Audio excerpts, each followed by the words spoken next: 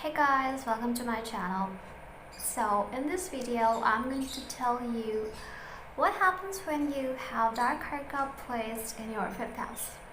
So before we get started, please subscribe my channel and follow me on Instagram so that we can stay connected with you in description.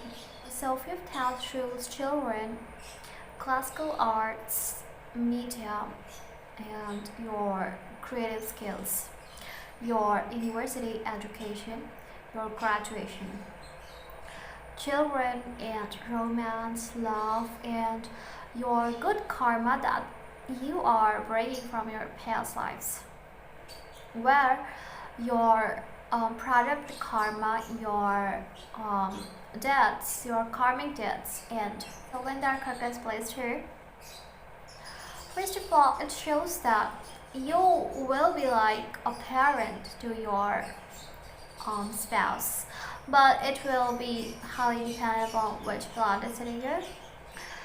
Your spouse will also be like your child.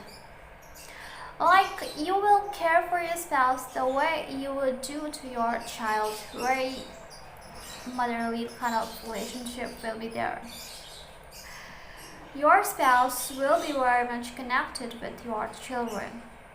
There can be like a past life connection between your spouse and your children and even you.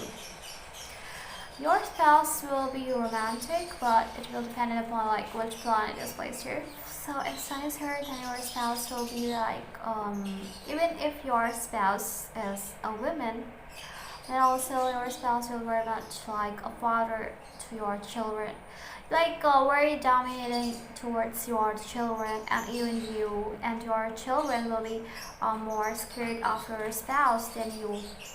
Yeah, like your spouse will be very much focused towards education and knowledge, and will gain from government, will have good relationship with government, can deal in stock markets as well.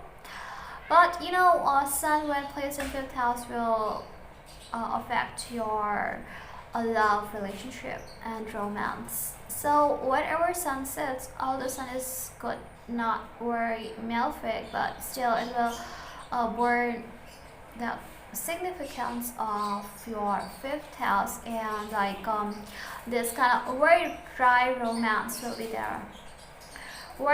Your spouse will be very dry in romance, will really not be romantic, and you will see this in your life. But see the placement in your Navamsha chart, it will tell you what's gonna actually happen.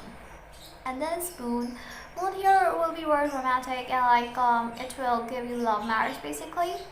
We have to see their placements as well, and will a very emotional relationship, very romantic relationship with your spouse, and like connected by emotions, and cannot live without each other, and beautiful spouse, a spouse who is so creative and like has more female friends, because Moon is a female planet, and your spouse will be very emotionally connected to your children, and your children will also be very emotionally connected to your spouse. Your first child will be very beautiful and will be very emotional, and it's good placement. But like if it's debilitated or it's placed in a very malefic sign, then what will happen?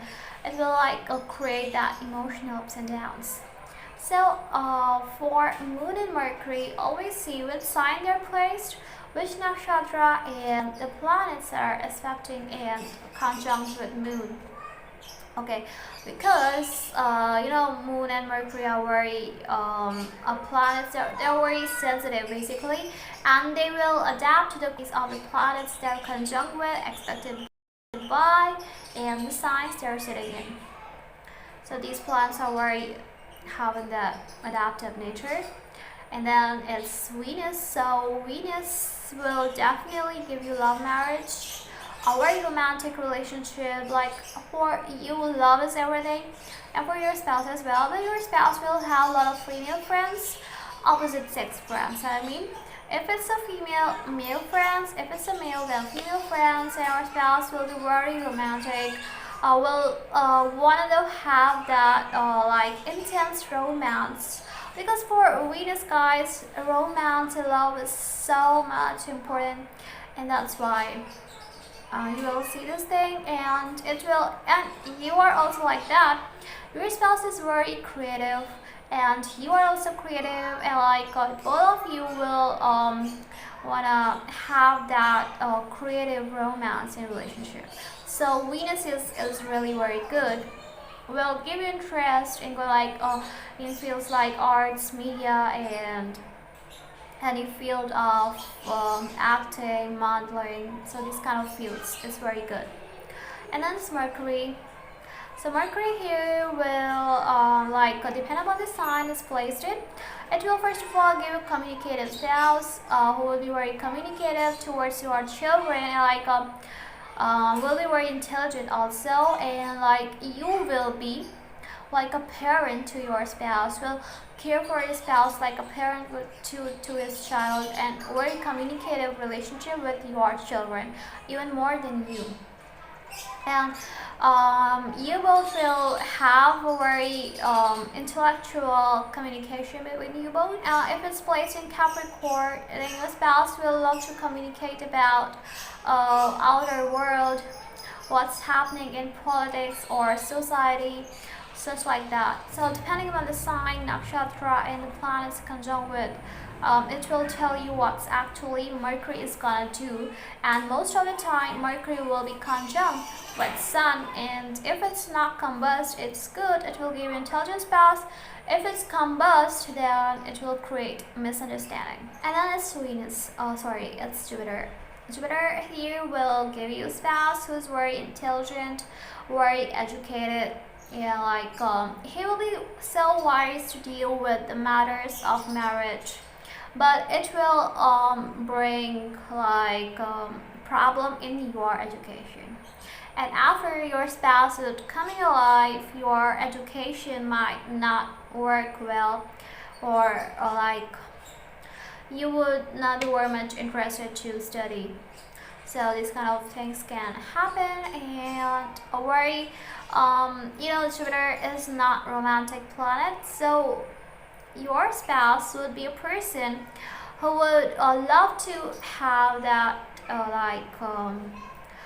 communication about knowledge, philosophy, rather than romance.